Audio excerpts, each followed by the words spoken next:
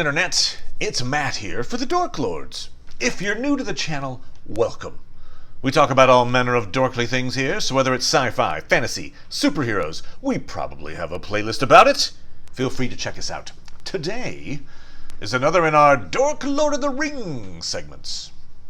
But before we get to today's topic, just wanted to mention that I was recently a guest on Voice of Geekdom's YouTube channel, talking about Tolkien and the Sea. We were joined in the chat by an actual shipwright named Kelly. A thoroughly enjoyable conversation. Once that video is uploaded, I will post a link to it in the description. Check out Voice of Geekdom. Dan is a great member of the Tolkien YouTube community. So, today's topic is part 3 of the Galadriel series. And there's so much still to cover that there will be a part 4, which will be Galadriel in the Third Age. When we left off in part 2, we were in the Second Age. Notably, this is the time period, and these are the characters that will feature heavily in Amazon's series. Most of the quotes in this video will be from Unfinished Tales, the chapter appropriately entitled History of Galadriel and Kelleborne. And just a reminder that there are inconsistencies in the story of Galadriel and Caliborn, depending on which of Tolkien's notes you follow. I'll tell the version of the story that makes the most sense to me, and I'll mention any notable variations. As we enter the Second Age, Galadriel and Kelleborne are known as the Lord and Lady of the Eldar. They have a reputation. And after leading a community of elves at Lake Evendim for hundreds of years, they decide to head further east around the year 700. And they help establish, arguably, the most pivotal realm of the Second Age, Eregion. But eventually, Galadriel became aware that Sauron again, as in the ancient days of the captivity of Melkor, had been left behind. Or rather, since Sauron had as yet no single name, and his operations had not been perceived to proceed from a single evil spirit, she perceived that there was an evil controlling purpose abroad in the world, and that it seemed to proceed from a source further to the east, beyond Ariador and the Misty Mountains. Kelleborne and Galadriel, therefore, went eastwards, about the year 700 of the Second Age, and established the primarily, but by no means solely, Noldoran realm of Eregion. It may be that Galadriel chose it because she knew of the dwarves of Khazad-dûm, Moria. Kelleborne had no liking for dwarves of any race, and never forgave them for their part in the destruction of Doriath. But it was only the host of Nogrod that took part in that assault. Thus the dwarves of Moria may be presumed to have been innocent of the ruin of Doriath, and not hostile to the elves. In any case, Galadriel was more far-sighted in this than Kelleborne. And she perceived from the beginning that Middle-earth could not be saved from the residue of evil that Morgoth had left behind him, save by a union of all the peoples who were in their way and in their measure opposed to him. She looked upon the dwarves also with the eye of a commander, seeing in them the finest warriors to pit against the orcs. Moreover, Galadriel was a Noldo, and she had a natural sympathy with their minds and their passionate love of crafts of hand, sympathy much greater than that found among many of the Eldar. The dwarves were the children of Aule, and Galadriel, like others of the Noldor, had been a pupil of Aule in Valinor. Galadriel and Kelleborne had in their company a Noldoran craftsman named Celebrimbor. The building of the chief city of Eregion, Ostinithil, was begun in about the year 750 of the Second Age. News of these things came to the ears of Sauron. So, this passage states that Galadriel is aware of an evil presence in the east, spreading out its influence across Middle-earth, and so that's why she endeavors to move closer to this source of evil. Now, some of the texts mention that Celebrimbor established Eregion. I've done a video on Celebrimbor, very important character, grandson of Feanor, crafted the 3 elven rings, instrumental to Tolkien's mythology. I think the most reasonable interpretation of the texts is that Celebrimbor traveled with Galadriel and Kelleborne, and together they established Eregion. And of course, Sauron takes notice. We see that Kelleborne is intolerant of dwarves, and this is going to come into play a little bit later. His bigotry stems from a tragedy in the First Age, when the dwarves killed King Thingol, invaded Doriath, and sacked the halls of Menegroth. Doriath was Celeborne's homeland. As the quote mentions, the dwarves of Moria were innocent of that assault, but they were dwarves, and in Celeborne's mind, they're all guilty. Note that Thingol was Galadriel's great uncle, and so she could have carried a grudge as well. But the quote says that she was more far-sighted in this than Kelleborne. And since the dwarves and the Noldor both had a connection to the Vala Aule, Galadriel had a bond with them. But I think the most important line in that quote is, "She perceived from the beginning that Middle-earth could not be saved from the residue of evil that Morgoth had left behind him, save by a union of all the peoples who were in their way and in their measure opposed to him." Galadriel perceives the need for an alliance very early on. The War of the Last Alliance isn't for another 2,500 years. But as we'll see in a second, she starts to put together an alliance of her own, starting with the Dwarves of Moria. Now that Galadriel, Kelleborne, and Celebrimbor are living in Eregion, we get this really revealing dialogue between Galadriel and Celebrimbor. Some drama. Something you'll hear about is the Elf Stone, the Elisar. I'll talk more about it after the quote, but just to say up front that there were two Elf Stones. The first was made by the elven smith Enerthil in Gondolin in the First Age. Celebrimbor was Enerthil's apprentice. That stone went with Earendil into the west. The stone mentioned in this quote is the second elf stone, crafted by Celebrimbor in the Second Age.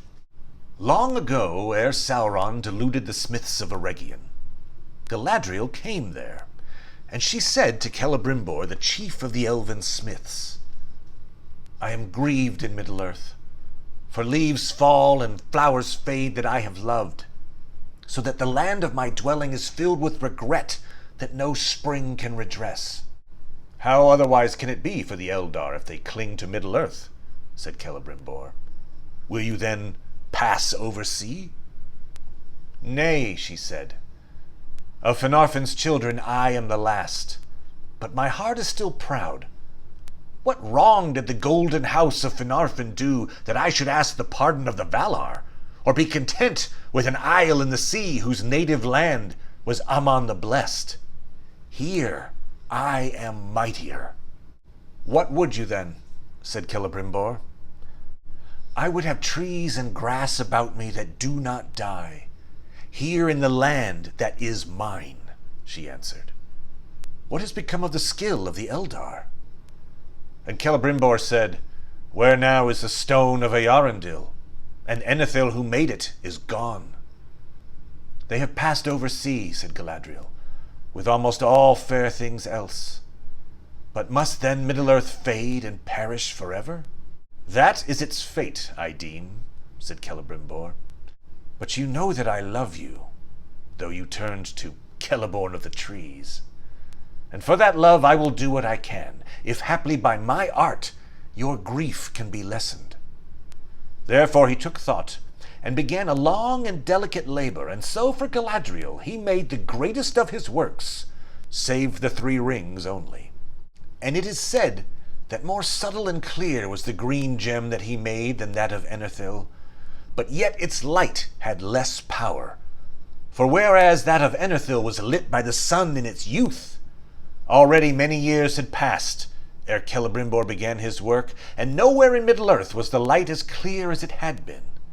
For though Morgoth had been thrust out into the void and could not enter again, his far shadow lay upon it. Radiant none the less was the Elisar of Celebrimbor, and he set it within a great brooch of silver, in the likeness of an eagle rising upon outspread wings. Wielding the Elisar, all things grew fair about Galadriel, until the coming of the shadow to the forest. But afterwards, when Nenya, chief of the three, was sent to her by Celebrimbor, she needed it, as she thought, no more, and she gave it to Calabrian, her daughter. And so it came to Arwen and to Aragorn, who was called Elisar. So, as I said, there's a lot of drama in this quote. First, we have this revealing monologue from Galadriel, restating her reasons for staying in Middle-earth. My heart is still proud. Why should I ask the pardon of the Valar? And then saying that she wouldn't be content living on Tol Eressëa.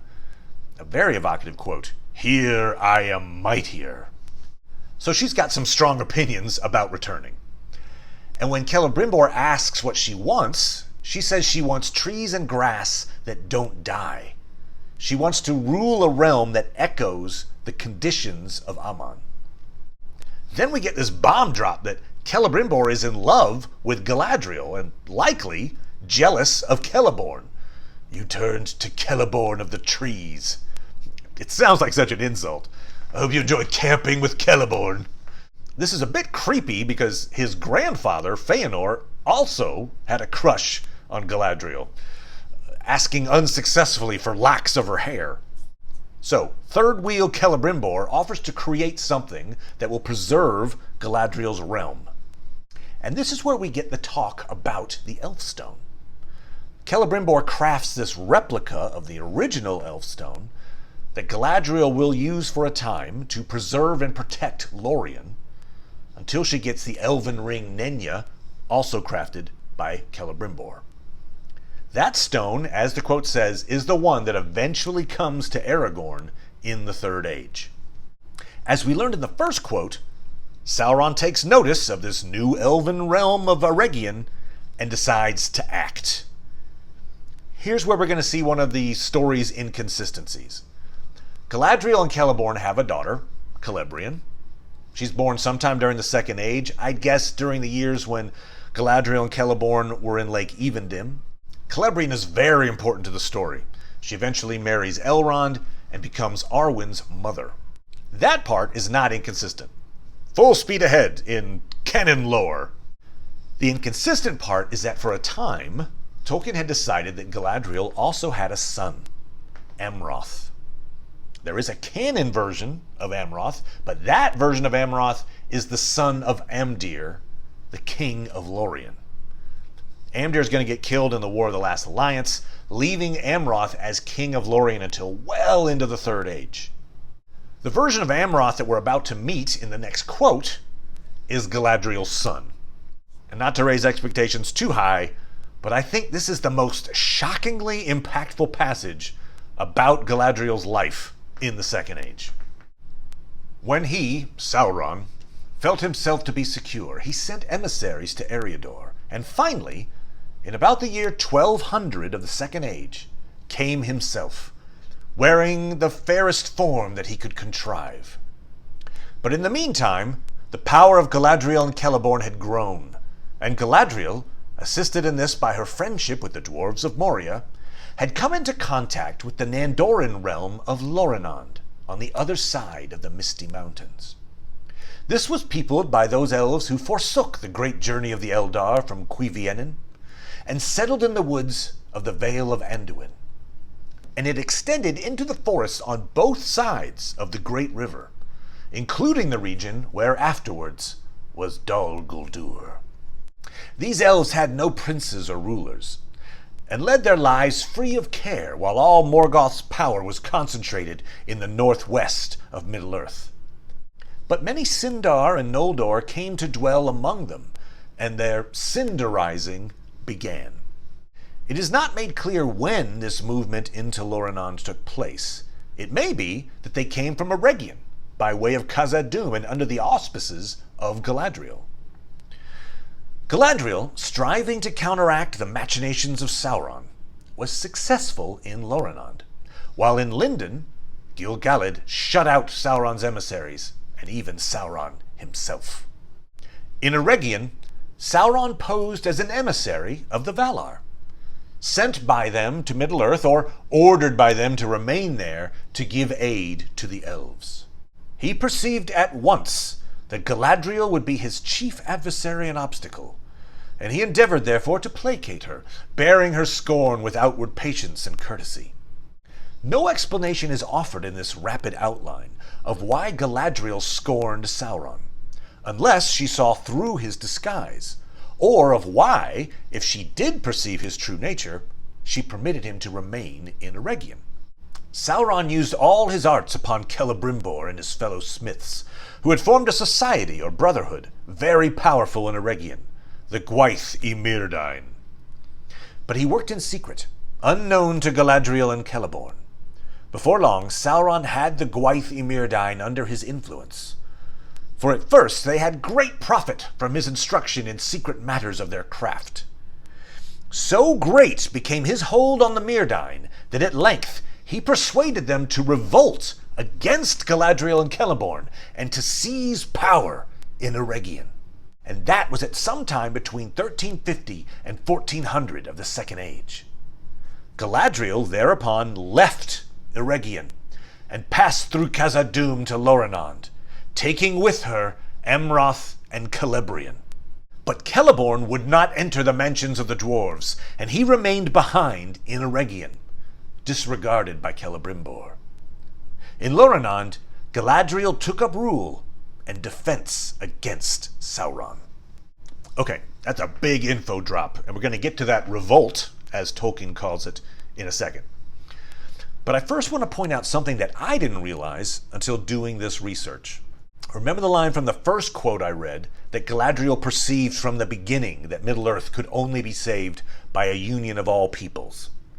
And here we see Galadriel forming an impressive alliance of her own. She has combined Eregion, Moria, Lorien, and in fact all of the Nandoran elf realm, which the quote says extends into the forests on both sides of the Great River. That means she has influence throughout Greenwood, later Mirkwood, as well. That's a huge area, Eregion to Greenwood. So put a pin in that, and I want to draw your attention to a short quote from The People of Middle-earth, a chapter called Of Dwarves and Men. After the War of Wrath ended the First Age, there were large bands of roving orcs waylaying dwarves and men early in the Second Age. So, as a mutual preservation society, dwarves and men made an alliance. The alliance of dwarves and men in the north came early in the Second Age to command great strength, swift in attack, and valiant and well protected in defense. And there grew up in that region, between dwarves and men, respect and esteem, and sometimes warm friendship. The men in the quote are primarily Northmen, ancestors of the Rohirrim, and many of these Northmen lived in the Vales of the Anduin, within Galadriel's sphere of influence. I think it's likely that the dwarves of Moria were allied with these Northmen who lived just to the east. So, if you add those men into the mix, Galadriel has created an alliance of elves, dwarves, and men 2,500 years before the War of the Last Alliance. She's on the verge of something great, realizing her vision. Thus we get this line. Sauron perceived at once that Galadriel would be his chief adversary and obstacle. He sees what a threat she is, and he crafts a way to get her overthrown. Thus the alliance she's creating gets derailed, and when Sauron eventually strikes, the good guys aren't ready. So this revolt in Eregion completely changes the political landscape and affects Middle-earth history well into the Third Age. So let's talk about it. There are two really notable aspects of this event. One is the revolt itself, forcing Galadriel to leave, and the other is that Kelleborne stays behind. As for the revolt, it says that Celebrimbor and his fellow smiths, the Gwaith y Myrdain, the people of the jewel-smiths, are manipulated by Annatar, Sauron, into seizing power. Those are the words Tolkien uses, seize power from Galadriel and Kelleborne, around the year 1350 of the Second Age. So what does this revolt look like? I don't think it's violent. There's no suggestion of bloodshed. But Celebrimbor leads a coup, and Galadriel and Kelleborne are deposed. And this isn't a democracy. They don't get voted out of office. They get told, in no uncertain terms, you're no longer in control here. That has to be an incredibly tense time for Galadriel and her family. Which leads us to Kelleborne. We're told that Kelleborne refuses to accompany Galadriel on her journey to Lorien because due to his prejudice, which I mentioned earlier, he will not enter Moria and interact with the dwarves. And yes, we see even into the Third Age, Kelleborne is less than charitable towards dwarves. His greeting to Gimli in the Fellowship of the Ring suggests that there's been a ban on dwarves in Lothlorien for a long time. Welcome, Gimli, son of Glóin. It is long indeed since we saw one of Durin's folk in Caris Galadhon. But today we have broken our long law.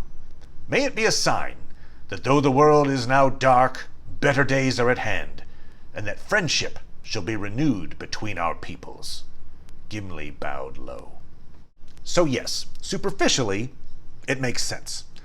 Kelleborne can't bring himself to go through Moria, so he stays behind. But really, there's so much wrong with that choice. I get it if Galadriel was going to stay with the dwarves, but she's not. It's a few days' travel through Moria on the way to Lorien. If Kelleborne is that averse to entering Moria, there are other ways to cross the mountains. Yes, those routes would take longer, and at that time might be more dangerous. But there are options, and it's your wife and your kids. The quote mentions Amroth as the son, but at the very least, it's Galadriel and Calabrian heading east. And from the text, it appears that they'll be on opposite sides of the Misty Mountains for hundreds of years. Caliborn lets them go without a plan to see them ever again. When they do eventually reunite, it's because Galadriel comes back after the War of Elves and Sauron. Wouldn't that be a major thorn in their relationship? I mean, hey, thanks for abandoning me due to your racism. Great! And yet, they seem like a loving, fairly well-adjusted couple well into the Third Age. And why is he staying with people who revolted against him? As it says, disregarded by Celebrimbor. He doesn't even go west, for instance, to stay with the elves of Lindon. He chooses to stay where he's unwelcome. We know Celebrimbor doesn't really like him, old Kelleborne of the trees. It just doesn't make sense. So why? Maybe Tolkien needed to separate the couple for some reason, and this is how he chose to do it. But it doesn't seem to fit what we know of Kelleborne before or after. Maybe he stayed to spy on Annatar and Celebrimbor, but we don't hear about any valuable intel he gained if that's the case. And he'd be the last person in Eregion that Celebrimbor would share secrets with. I've got a theory. It's a little out there, frankly, but I think it's a reasonable interpretation of the facts we're given. Celebrimbor is well aware of his family's heritage. The kinslayings doomed his father, his grandfather, and his uncles.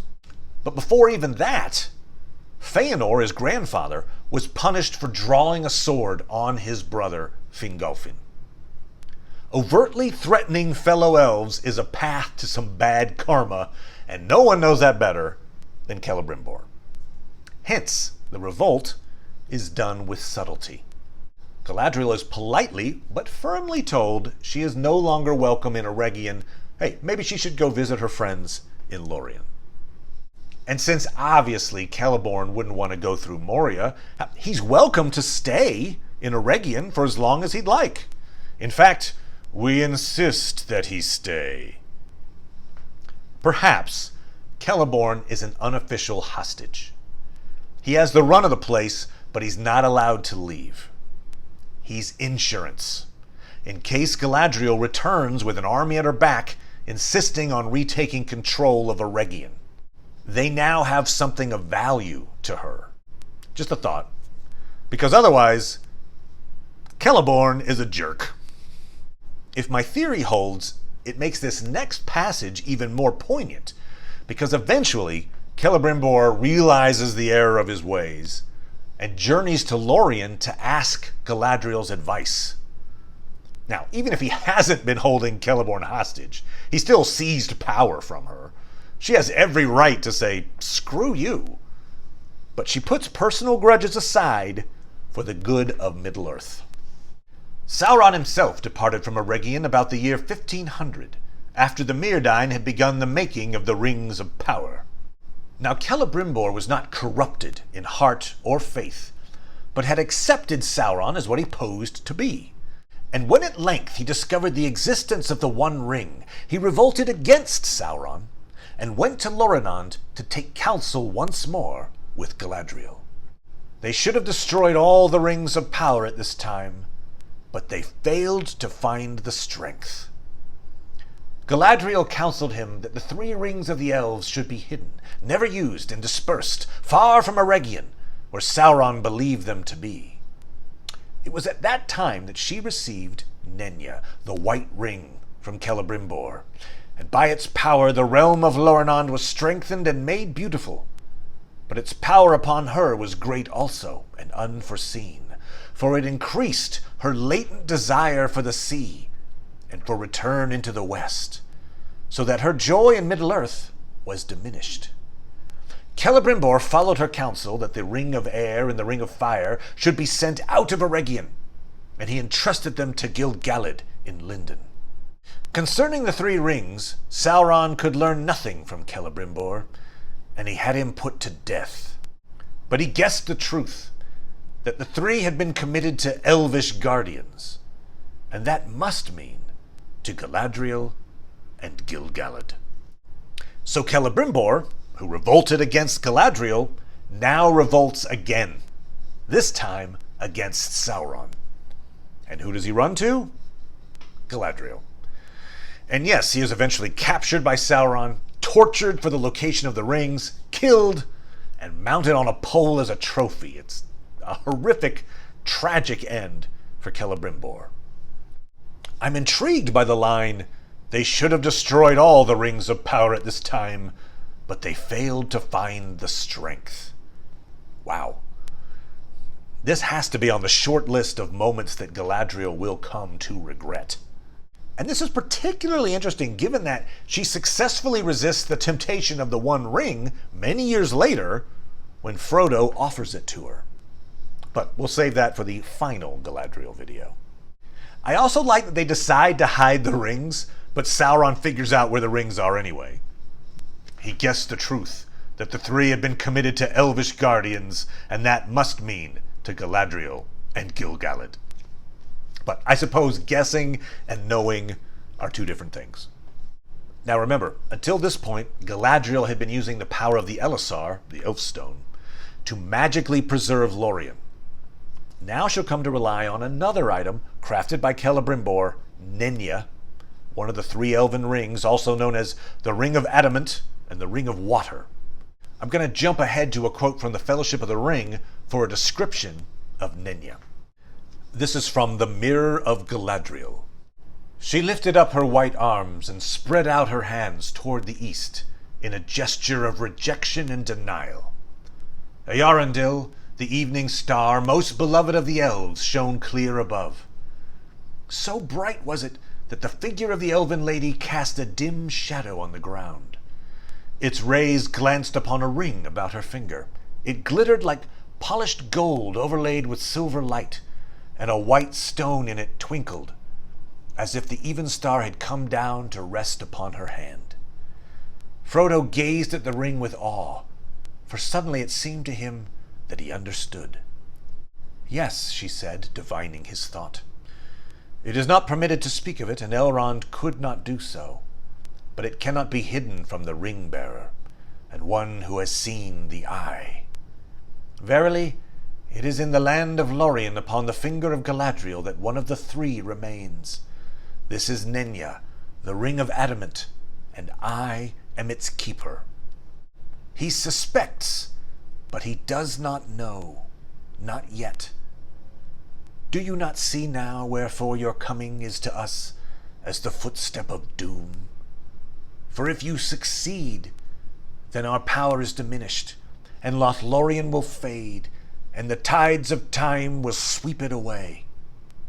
We must depart into the west, or dwindle to a rustic folk of dell and cave, slowly to forget and to be forgotten. Frodo bent his head. And what do you wish? He said at last. That what should be, shall be, she answered. The love of the elves for their land and their works is deeper than the deeps of the sea, and their regret is undying and cannot ever wholly be assuaged. Yet they will cast all away rather than submit to Sauron, for they know him now. I like how she seemingly accidentally insults hobbits to Frodo's face. When she talks about the options for the elves, she says, "We must depart into the west, or dwindle to a rustic folk of dell and cave." Frodo's like, and? Like, is that such a bad thing? I live in a cave. But we also get further confirmation that the ring is being used to crystallize Lothlorien, put it in stasis, in an attempt to mimic the lands of Aman. But once the power is diminished, Lothlorien will fade, and the tides of time will sweep it away. It's this constant struggle against time. And that last line is referring back to these events here in the Second Age. Their regret is undying and cannot ever wholly be assuaged, yet they will cast all away rather than submit to Sauron, for they know him now. I think that's a direct reference to Celebrimbor, blissfully crafting away for Anatar, not realizing what a colossal mistake he was making, both personally and on behalf of Middle-earth. So Sauron invades Eriador in 1695, sacks Eregion, takes the non-elvish rings, kills Celebrimbor, and starts pressing west towards Lindon and the coast. We don't hear about Galadriel participating in this war, though an army of elves from Lorien does arrive in an unsuccessful attempt to defend Eregion. They do manage to distract Sauron's forces long enough to let Elrond's army escape. But this army was not sent by Galadriel. She's not the ruler of Lorien at this time, merely a notable resident. Though it's highly likely that she advised King Amdir to send help. All seems lost as Sauron moves in on Lindon. But in 1701, the Númenóreans arrive, rout Sauron in the Battle of the Gwathlo, and force him back to Mordor. So now we're at the end of the war, and Galadriel comes back through the mountains to Imladris, Rivendell, looking for Kelleborne. In its concluding passage, the narrative returns to Galadriel, telling that the sea longing grew so strong in her that though she deemed it her duty to remain in Middle-earth while Sauron was still unconquered, she determined to leave Lorinand and to dwell near the sea. She committed Lorinand to Amroth, and passing again through Moria with Calabrian, she came to Imladris, seeking Caliborn. There, it seems, she found him, and there they dwelt together for a long time. And it was then that Elrond first saw Calabrian, and he loved her, though he said nothing of it.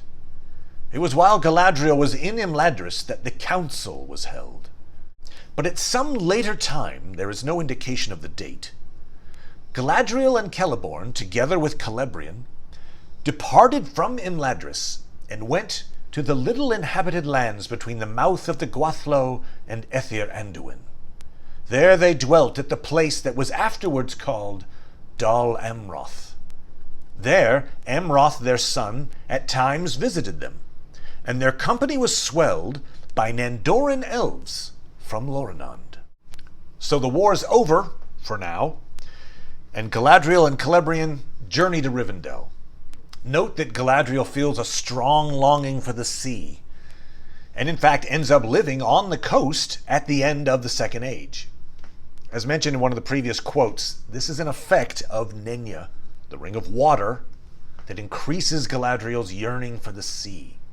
We're told that she does live for several years at Rivendell with Kelleborne, and it's here that Calabrian meets Elrond.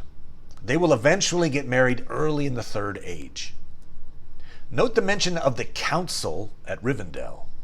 This is a major event, We're not told much about this post-war meeting or its attendees, but I think it's likely that Gil-galad called for the council, and Elrond, Galadriel, Kelleborne, and likely Círdan, at the very least, attended.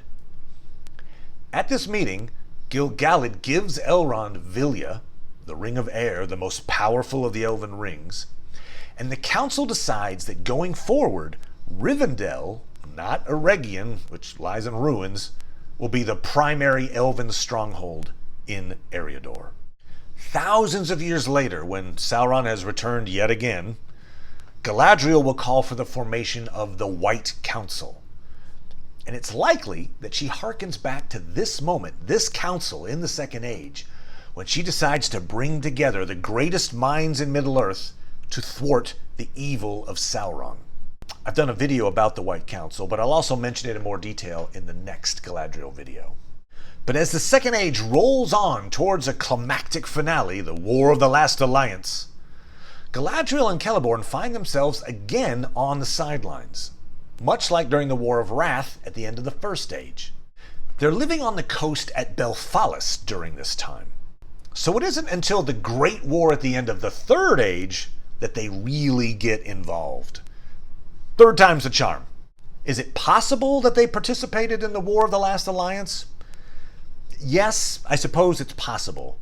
But Tolkien names a bunch of folks who were there for the siege and Sauron's defeat. Galadriel and Kelleborne are not named. I think if they had fought in the war, Tolkien would have noted it. As I mentioned earlier, this is where Amdir, Amroth's dad in canon, is killed, making Amroth the new king of Lorien, and he'll remain king well into the Third Age. For the final quote, I want to get Galadriel out of the Second Age and set her up for the events of the Lord of the Rings. Here we see her doing some major traveling through Middle-earth before assuming the guardianship of Lorien. But during the Third Age, Galadriel became filled with foreboding, and with Celeborn she journeyed to Lorien and stayed there long with Amroth, being especially concerned to learn all news and rumors of the growing shadow in Mirkwood and the dark stronghold in Dol Guldur. But his people were content with Amroth. He was valiant and wise, and his little kingdom was yet prosperous and beautiful. Therefore, after long journeys of inquiry into Rivendell from Gondor, and the borders of Mordor to Thranduil in the north, Celeborn and Galadriel passed over the mountains to Imladris, and there dwelt for many years. For Elrond was their kinsman, since he had, early in the Third Age, in the year 109, wedded their daughter, Calabrian. After the disaster in Moria in the year 1980, when the Balrog known as Durin's Bane appears and kills Durin VI, and the sorrows of Lorien, which was now left without a ruler, for Amroth was drowned in the sea in the Bay of Belfalis, and left no heir, Celeborn and Galadriel returned to Lorien, and were welcomed by the people. There they dwelt while the Third Age lasted, but they took no title of king or queen, for they said that they were only guardians of this small but fair realm, the last eastward outpost of the elves. So after the War of the Last Alliance, Galadriel becomes filled with foreboding that Sauron is still a lingering threat. She leaves Belfalis and comes to Lorien under the rule of King Amroth. Then she and Celeborn travel extensively around the country, including a jaunt up to Thranduil's realm. They then return for a time to stay with their daughter and their son-in-law Elrond at Rivendell. And that takes us all the way up to 1980 of the Third Age. Durin's Bane awakens, and the elves of nearby Lorien are shaken. I've done a video about the tragedy of Amroth and Nimrodel. You can find it in my Lord of the Rings playlist. But they decide the appearance of the Balrog portends a dangerous future for Middle-earth. So they decide to sail west together. This is Amroth and Nimrodel. They get separated, and through a series of very unfortunate events, Amroth drowns right there in Belfalis. And the region where he drowned becomes known as Dol Amroth. Now I realize that Amroth is not related to Galadriel in canon, but in that alternate timeline where he's her son, imagine that the place you lived for hundreds of years in the Second Age becomes named for your son's drowning, Dol Amroth. Not that she gets to leave Lorien very often in the Third Age, but I'd have to think that in that alternate timeline, the pain that that place represents, carried in its very name, would make it off limits to her. And I like the last line of this passage. They took no title of king or queen, for they said that they were only guardians of this small but fair realm, the last eastward outpost of the elves. Galadriel and Kelleborne are not interested in titles. They want to preserve the beauty of the land. And I don't think it's a coincidence that Galadriel ends up in Lorien. She's pushed down her sea longing in order to be close to Dol Guldur and Mordor, to be on the front lines, vigilant against the inevitable return of Sauron. Next time, we'll pick it up with Galadriel and Kelleborne as the new guardians of Lorien in the Third Age. Thanks, everybody. Bye.